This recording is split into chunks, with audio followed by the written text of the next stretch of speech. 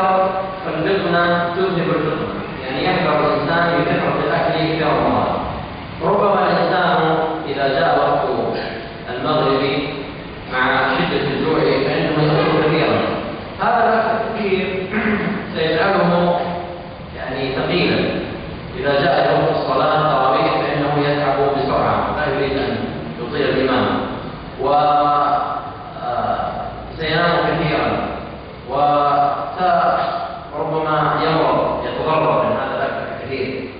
فينبغي الإنسان أن يكون معتدلا، فإن البطنة الأكل الكثير تذهب البطنة، يعني يقل تركيز الإنسان، يكثر نومه، يقل خيره، ربما يكثر شره، ونسأل الله الإعانة. Yang selanjutnya, kalau jihad Ramadan ada beberapa hal yang perlu kita perhatikan. Dalam bahasa lain, perlu kita ingatkan ketika di dalam bulan Ramadan. Yang pertama, hendaknya seorang muslim atau muslimah di dalam bulan Ramadan dia tidak menghambur-hamburkan waktunya. Artinya tidak membuang waktu yang sia-sia. Yang artinya membuang waktu sia-sia tidak ada manfaatnya di dalam bulan Ramadan. Justru sebaliknya, kalau di dalam bulan Ramadan menyibukkan diri kita dengan banyak beribadah, beramal kepada atau beramal saleh kepada Allah Subhanahu wa Ta'ala, seperti berzikir, berdakwah, amal ma'ruf, nahi munkar, ya, jalan sunnah dan lain sebagainya, ibadah yang kita bisa lakukan di dalam bulan Ramadan. Kemudian yang kedua, ujian yang kedua, bagaimana kita bahas pada pertemuan pada sebelumnya, yaitu dengan memperbanyak membaca Al-Quran. Ya, sebagaimana beliau tadi menegaskan kembali Al-Imam Asy-Syafi'i rahimahullah taala ketika dalam bulan Ramadan beliau menghafalkan Al-Quran sampai dengan 60 kali khatam dalam bulan Ramadan. Kemudian juga yang selanjutnya, dan juga di dalam bulan Ramadan tidak terlalu makan, ya, tidak terlalu banyak makan.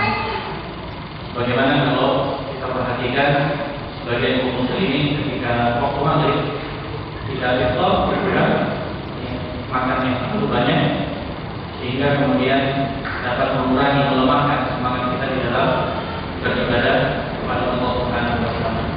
Atau dengan banyak makan ini biasanya hidup lainnya, sehingga kalau di bulan Ramadan menyibukkan diri untuk beribadah kepada Allah Subhanahu wa Ta'ala, justru malah banyak hidup. Hendaknya seorang muslim atau muslimah di dalam bulan Ramadan hendaknya makanan, dia tidak juga terlalu berlebihan, tidak juga kekurangan permengan, agar kemudian bisa menyimbangi, menguatkan dirinya di dalam rangka melaksanakan ibadah di dalam bulan Ramadan.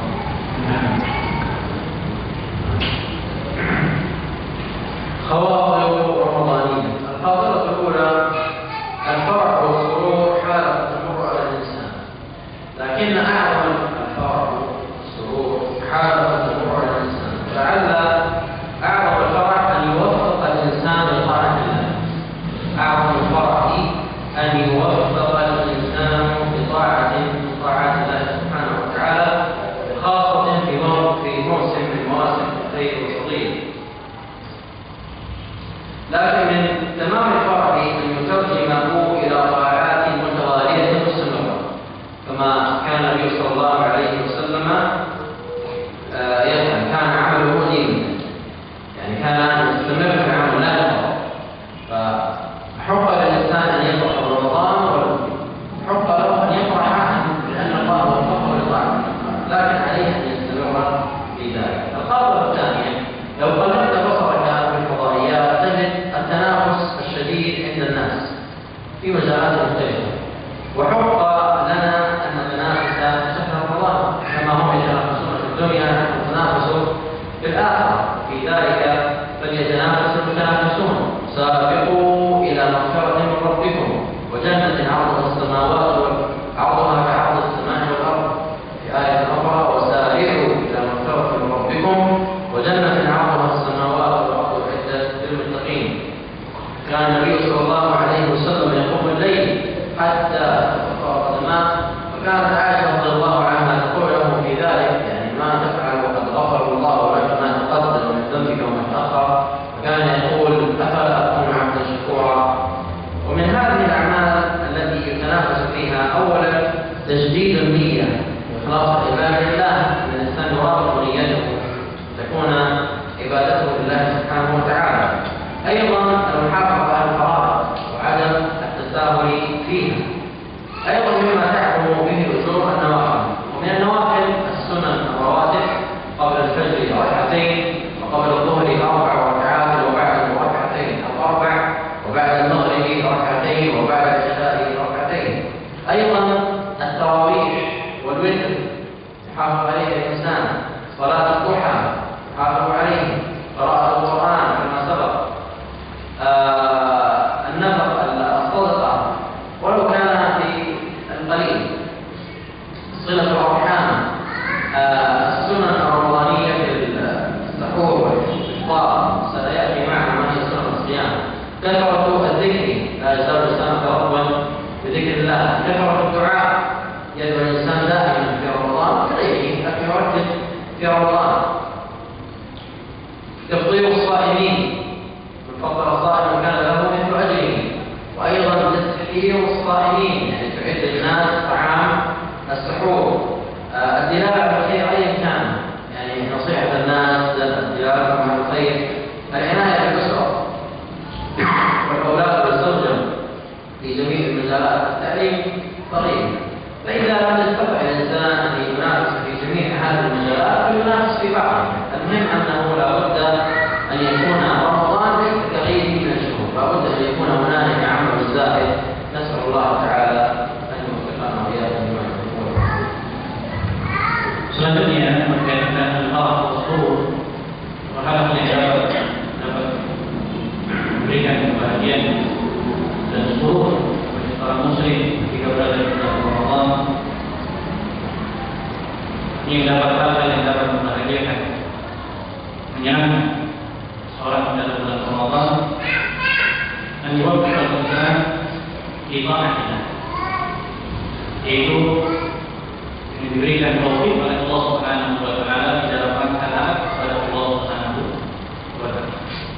Dan kita ketahui bahwa taufik adalah salah satu hidayah. Salah satunya yang kita hidayah, dan hidayah yang sifatnya adalah irsyad, dan hidayah yang taufik. Dan seseorang yang diberikan hidayah taufik oleh Allah Subhanahu wa taala di dalam rangka melaksanakan ketaatan kepada Allah Subhanahu wa taala, yaitu dengan istighfar, artinya dengan berkesinambungan atau kontinu di dalam rangka melaksanakan ketaatan dan beribadah kepada Allah Subhanahu wa taala. Kemudian yang kedua adalah tanafus Ramadan, tidak dikatakan tanafus ini. Ya, bagaimana dengan firman Allah Subhanahu wa taala, senantiasa gegah berlomba-lomba ya di dalam bulan Ramadan, bersegera untuk kemudian melaksanakan ketaatan beribadah kepada Allah Subhanahu wa taala.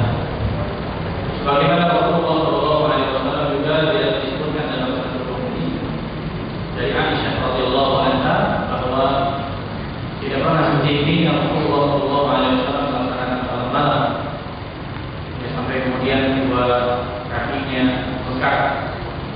Maka Aisyah radhiyallahu anha mengatakan, kenapa wahai Rasulullah, kenapa harus capek-capek melaksanakan salat malam padahal Allah Subhanahu wa taala telah mengampuni dosa-dosamu yang telah lalu dan akan datang. Maka Rasulullah SAW mengatakan, "Apabila aku mu'adzan, bukankah aku ini menjadi seorang hamba yang senantiasa bersyukur kepada Allah Subhanahu wa taala." Kemudian juga ada beberapa poin berkaitan tentang bergegas atau bersegeranya kita di dalam rangka melaksanakan ketaatan kepada Allah Subhanahu wa taala di dalam bulan Ramadan.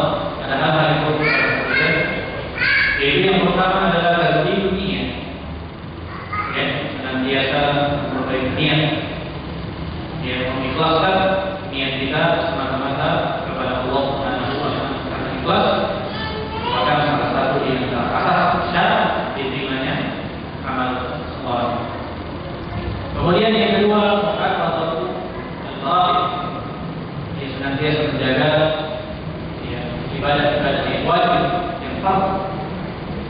waktu ya masuk bulan puasa di dalam bulan Ramadan.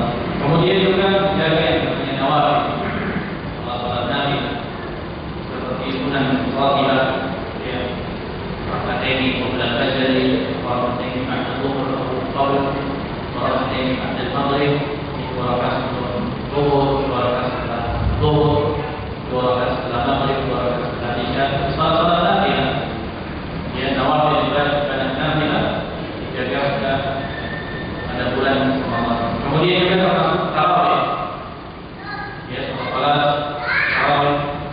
Kemudian juga niatan di dalam bulan ini banyak bersedekah ya, kemudian banyak silaturahim, kemudian juga banyak memberikan kebaikan kepada orang lain. Kemudian juga telah kita sebutkan kata berzikir, banyak berzikir kepada Allah Subhanahu wa taala ya, saya selalu nanti dalam saya sebutkan nanti seseorang mengubah lisannya ya dengan berzikir kepada Allah Subhanahu wa taala. Kemudian juga termasuk hal yang dapat memberikan kesedihan kepada diri orang muslim adalah dengan memberi makan orang yang berpuasa ya, untuk ini, dan kemudian memberi makan orang yang bersahur ya dalam bulan Ramadan, sebagaimana dalam siapa yang memberi makan orang yang berpuasa maka pahalanya sama seperti orang yang melakukan puasa. Nah, حال النبي صلى الله عليه وسلم في رمضان. كان النبي صلى الله عليه وسلم يكثر من انواع العبادات المتنوعه، ويكثر من الصدقه والاحسان، تلاوه القران، الصلاه والذكر والاعتكاف. كان يهتم بالعشر الاواخر اهتماما خاصا. فعن عائشه قالت كان النبي صلى الله عليه وسلم اذا دخل العشر شد مئزره واحيا ليله وايقظ اهله. وسئلت عائشه رضي الله عنها عن صلاه الليل النبي صلى الله عليه وسلم فقالت ما كان يزيد في رمضان ولا في غيره على 11 ركعه. ما كان يزيد في رمضان ولا في غيره على 11 ركعه. يصلي 4 فلا تسأل عن حسنهن وطولهن، ثم يصلي 4 فلا تسأل عن حسنهن وطولهن، ثم يصلي 3. فقلت يا رسول الله أتنام قبل أن توتر؟ قال يا عائشة إن عيني تنامان ولا ينام قلبي. وربما خص رمضان بعض العبادات كالوصال، كان يواصل يعني يومين أو 3 أيام دون أكل ليتفرغ للعبادة، كان يقول لا تواصلوا، فأيكم أراد أن يواصل فليواصل نفسه. قال يا رسول الله إنك تواصل؟ قال إني لست لأجلكم، إني أبيت لي مطعم يطعمني وساق يسقيني. وكان النبي صلى الله عليه وسلم في رمضان تعجيل الفطر، وكان يقول لا يزال الناس بخير مع عجل الفطر. وكان يؤثر على رطبات فإن لم يجد، وثمرات فإن لم يجد، حتى حسوات من ماء. وأما السحور فكان يحث عليه ويؤثر لأنه بركة.